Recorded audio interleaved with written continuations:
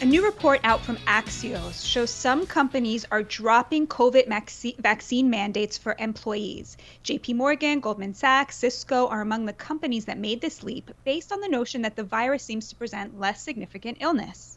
The White House warned businesses last week of a potential COVID surge in the fall. Vaccine mandates were not on their list of suggestions to businesses on how to best protect their employees. Employers may be loosening their vaccine requirements, but they're not publicizing it. So this is very interesting.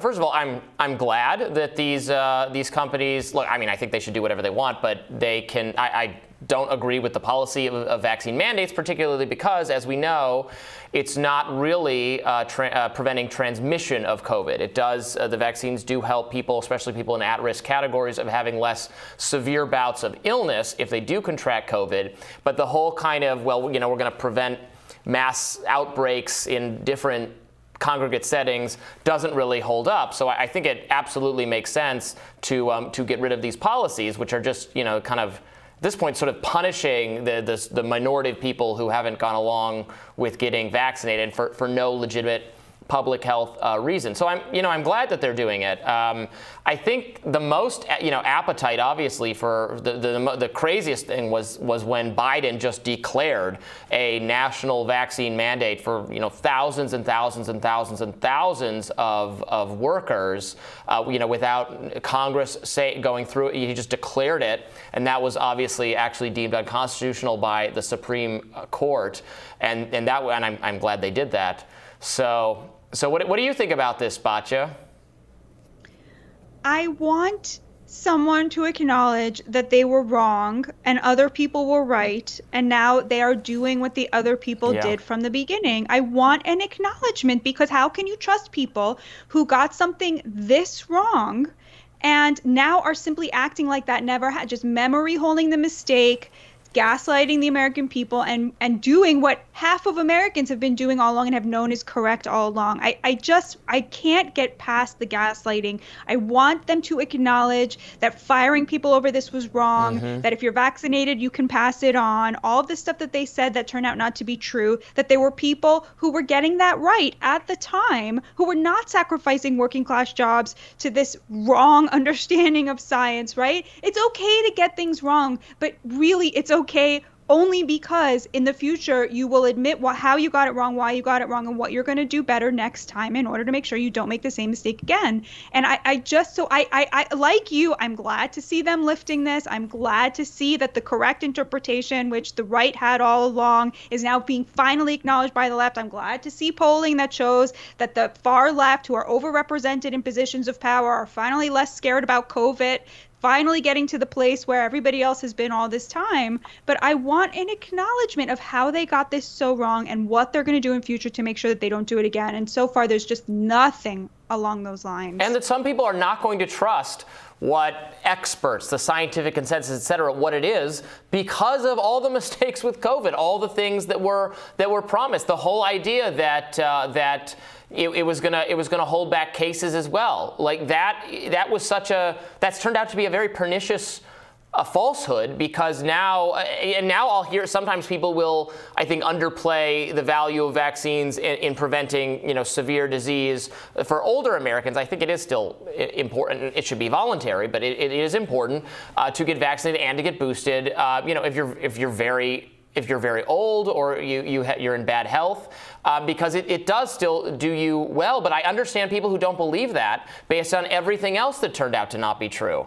For the whole way, all the way through the pandemic with all sorts of things, but very much so with the vaccines that were, presented as this miracle, like a vaccine. Because what we understand for so many vaccines is that if you get vaccinated, that means you're actually not just that you're not going to get really sick, but you're not going to get that disease. That's true of other vaccines. This works more like the flu vaccine, where get it if you want, but you could still get the disease, which doesn't mean you shouldn't get it. It's just like, let's be honest with people. And so many Americans feel like the public health bureaucracy, the experts, your Dr. Fauci's, et cetera, your CDCs were not honest, or they were just wrong and they're not admitting it. Fine, maybe it's not that they were lying, but they don't know everything. They get things wrong. So they have to concede that, or there's just not going to be any trust left in our society at all. And I think that, if they had simply gotten a study, said, here's what this study said, here's the information, you make up your own mind. Or even if they had said, here's the study, here's our interpretation of it, here's what we recommend based on this study in like a respectful way, I don't think they would have had such a hard time now saying, hey, actually, that study was wrong. Here's where we're going now.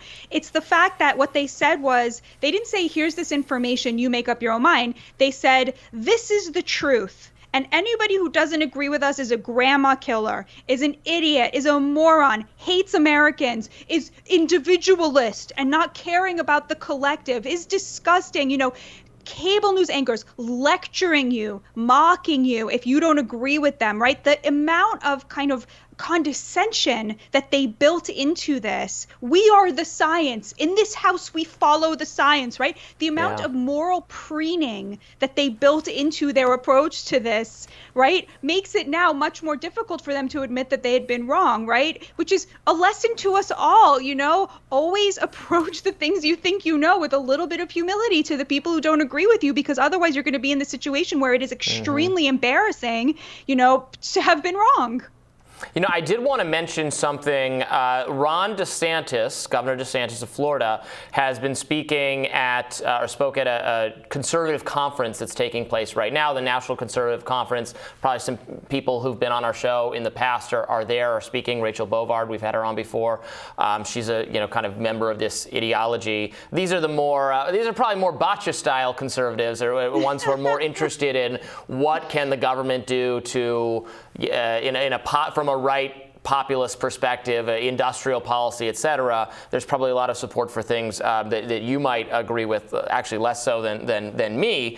But DeSantis apparently said that, so he was defending his, because there it's not just, there's not a government vaccine mandate, but DeSantis actually banned private companies from requiring vaccines, which, while I don't agree with the policy of having a vaccine mandate if you're a private company. I would not give the government, I don't think the government should or does have the power to prevent a private government from having a vaccine mandate if they want to. That seems, on the exact same theory that I would not require a company, a Christian bakery to bake a cake for someone, or I would not. I said on the show, Brianna and I had this argument last week about the Supreme Court healthcare decision for covering medical the PrEP, which is the HIV prevention drug, and the Christian company that sued said they didn't want to cover that. They won, and I agree with that, because while I don't agree with that policy whatsoever, I wouldn't force people to do things they don't want to do or prevent them from doing things they want to do. So on that same argument, I think it's crazy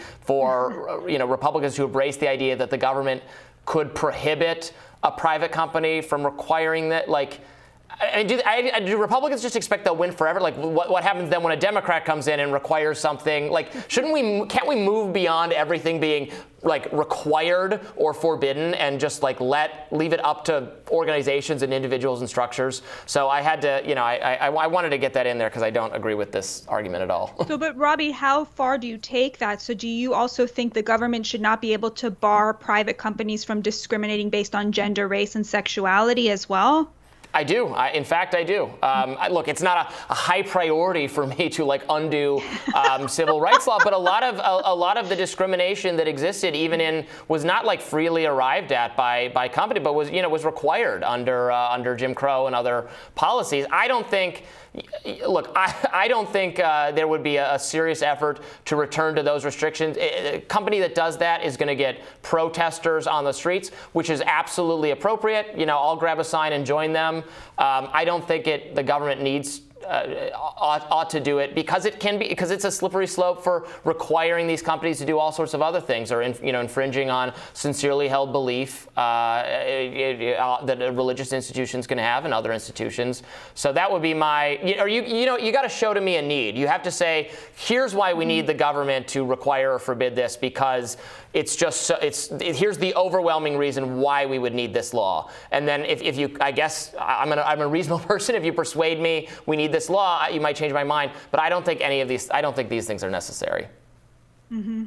Yeah, I happen to have a cousin who works in mediation, and he tells me that what happens all the time, which shocked me. I never would have thought this was like a regular occurrence, but apparently very frequently men will hit on subordinate women, and if they say no, they'll fire them. I mean, that seemed to me like the kind of thing that I just assumed had gone by the way of the horse and buggy cart, right? But apparently it is quite frequent, and I believe it's important to have these laws in place because a person's job, a person's livelihood is something that I think, the government should protect. So I'm sort of consistent on the other side of this, right? I think from an economic point of view, from a legal point of view, right, non-discrimination is part of, the protection of not just the rights of individuals, but the right of an individual to support their family, which is very important. For the most part, though, I feel like companies, at least in this day and age, absolutely do not want their employees. It looks bad, right? Because you fire someone, then they can easily tell their story. In the post-Me Too era, you can invite all sorts of negative attention or punishments on the